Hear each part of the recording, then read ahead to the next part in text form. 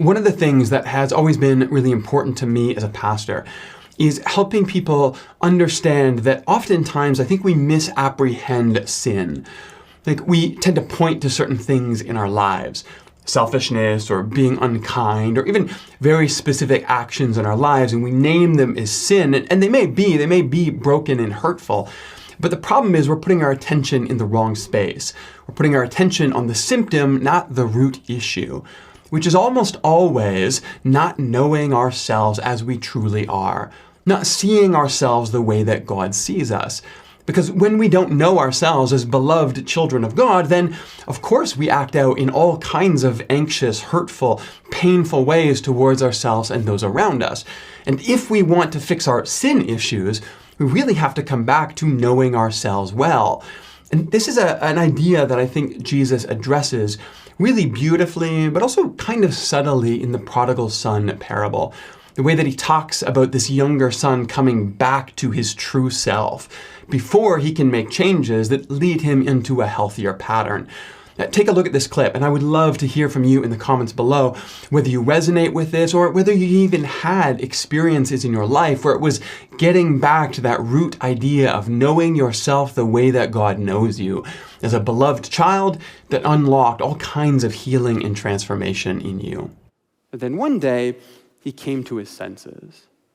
And he said, "How many of my father's hired servants have food to spare, and yet here I am starving to death?" And let's pause here just for a moment, because actually what the text of Luke says here is not that he came to his senses.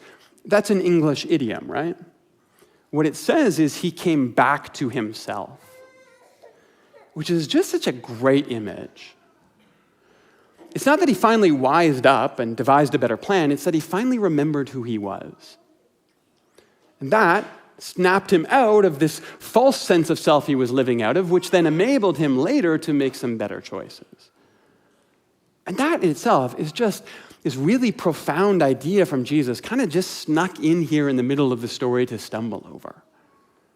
That when you are at your worst, sometimes the first thing to do is to stop beating yourself up and remember who you are.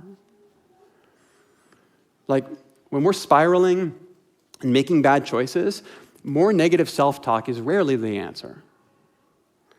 Often it's slowing down, stopping, reflecting on the narratives that we tell ourselves about ourselves and remembering who we really are, so that we can move forward from a better place.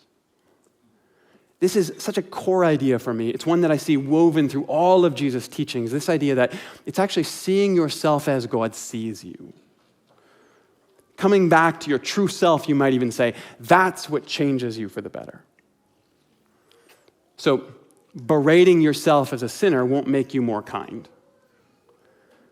But knowing that you are perfectly loved as you are right now, that will make you less defensive. And that will slowly wear down your instinct to guard yourself with caustic words, and over time, that will make you more kind.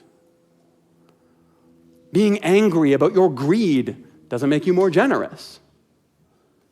But coming to trust actually that you are perfectly cared for and held in God's hand, that absolutely will make you less nervous and anxious, and over time that will make you less selfish, and over time that may actually make you more generous.